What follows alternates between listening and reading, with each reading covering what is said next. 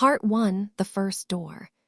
This part follows a single droplet as it separates from the eternal sea, becomes a human child, discovers the beauty and sorrow of life, and enters the world of dreams with awareness.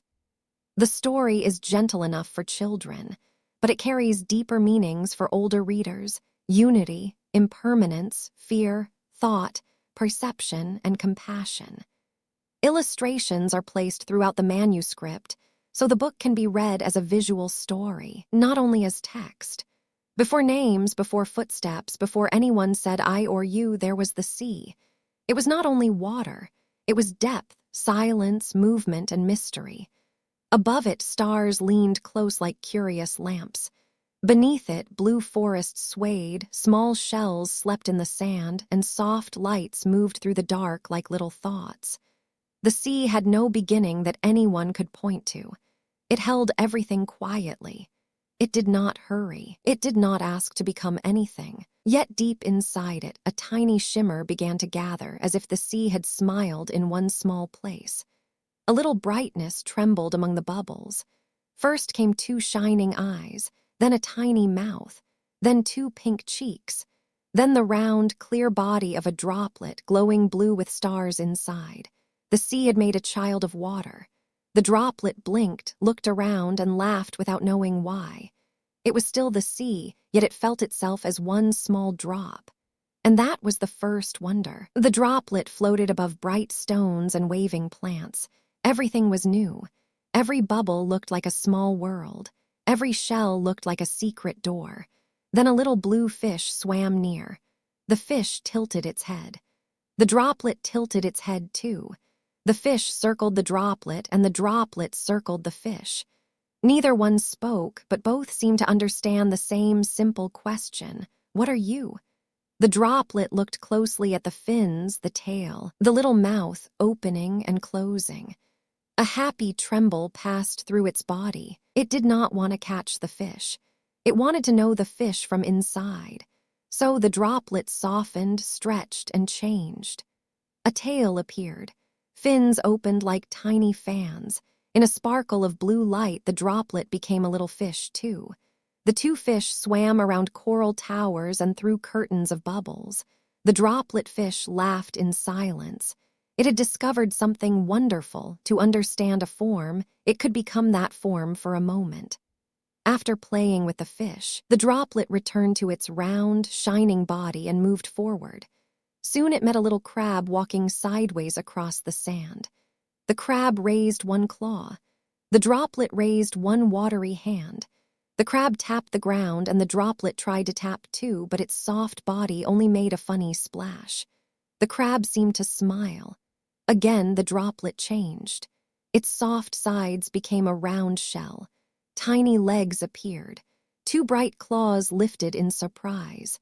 Now it could walk sideways, step by step, with a crab beside it. Later, it met a jellyfish glowing purple in the blue dark.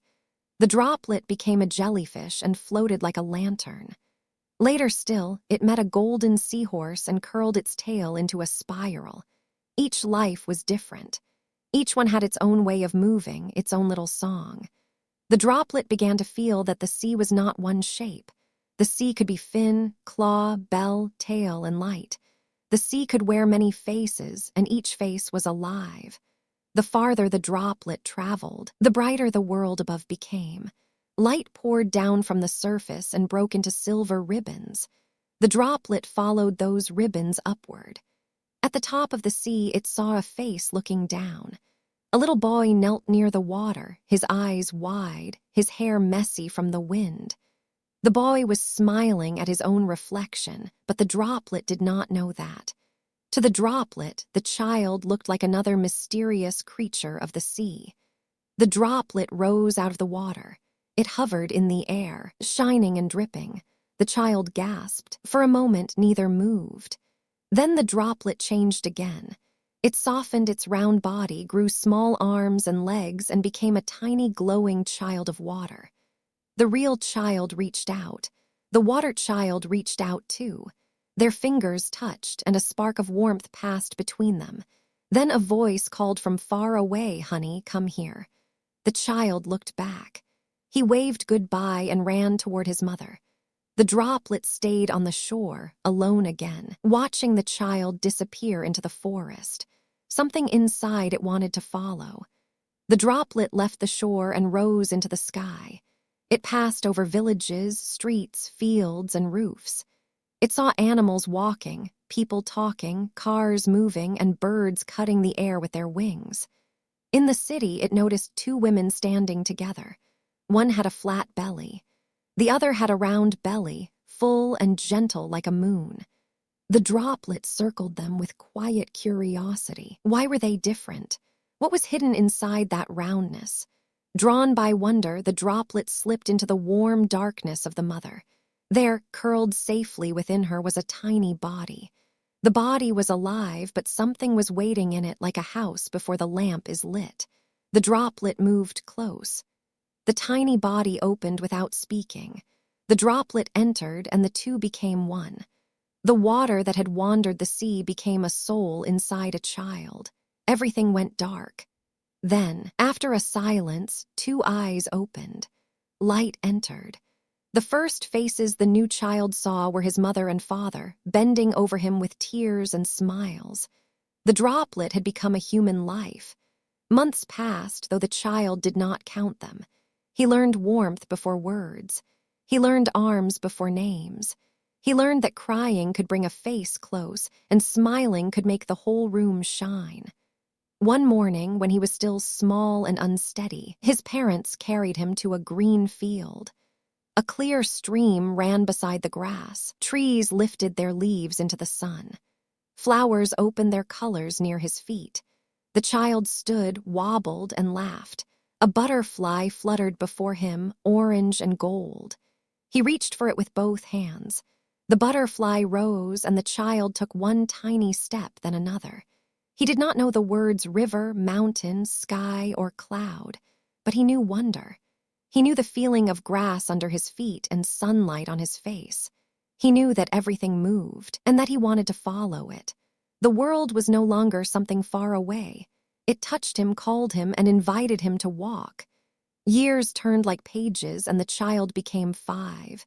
His eyes were still wide, but now he carried questions. His hands were still small, but now he pointed at everything. One day his mother and father took him to the city. Towers rose like painted mountains. Bridges curved over shining water. Shops glowed with colors. People hurried past, each carrying a private world inside their face. The child walked between his parents, holding both of their hands. He looked up so much that his father laughed and told him not to trip over his own feet. "Why are the buildings so tall?" the child asked. "Why do people walk so fast? Where are all of them going?" His mother smiled. "Maybe they are all searching for something," she said. The child looked at the crowd and wondered if every person had a little sea inside them too. After the city streets, the family entered a building filled with tomorrow. Inside were robots with blinking eyes, drones that hummed like insects, glowing screens, tiny cars that drove themselves, and glasses that opened whole worlds when placed on the face. The child laughed and ran from one display to another. A little robot bowed to him. A drone lifted into the air and followed his finger. In a virtual world, he walked on the moon, then stood beside a mountain made of light. People had made these things. Hands had built them. Minds had imagined them first. The child felt a new kind of wonder.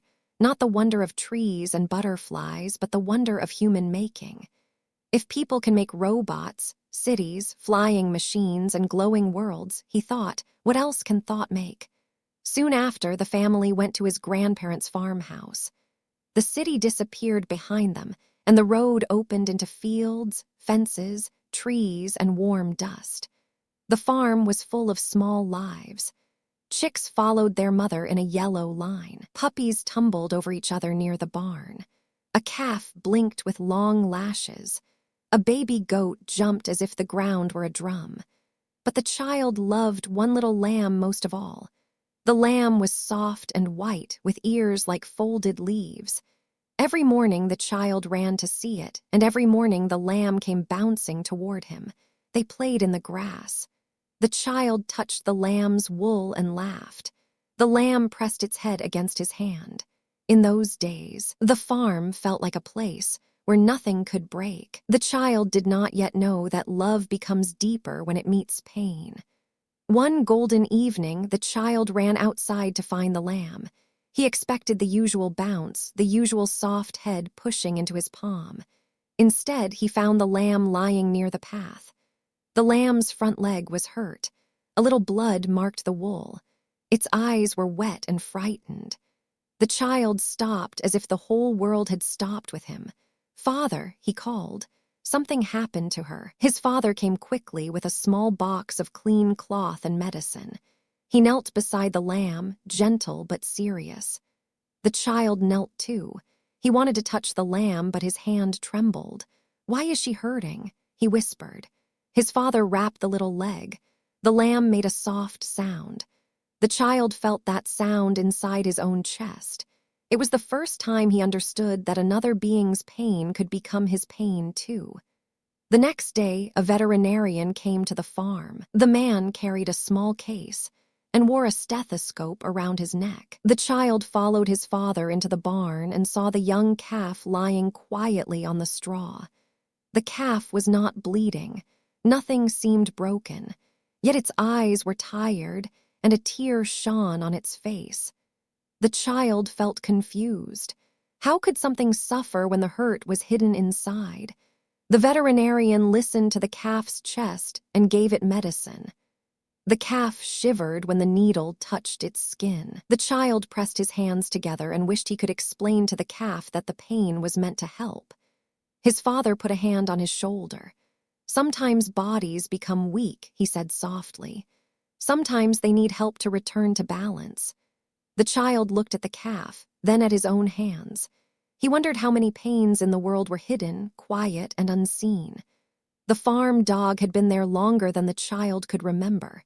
Its fur was brown and gray, its steps slow, its eyes gentle. Grandfather said the dog had guarded the house through many winters. One evening, Grandfather called the child outside. The dog lay near its little wooden house, breathing softly. The sunset made everything orange and still. The child sat beside the dog and stroked its head. The dog opened one eye as if to say, "I know you are here." Grandfather rested his rough hand on the dog's back. "Is he sick?" the child asked. "He is very old," Grandfather said. "His body is tired now." The next morning, the dog did not wake. They buried him under a tree and placed flowers near the small wooden marker. The child cried quietly. Grandfather told him that lives rise, grow, become old, and return to the earth. The child heard the words, but his heart was still asking why.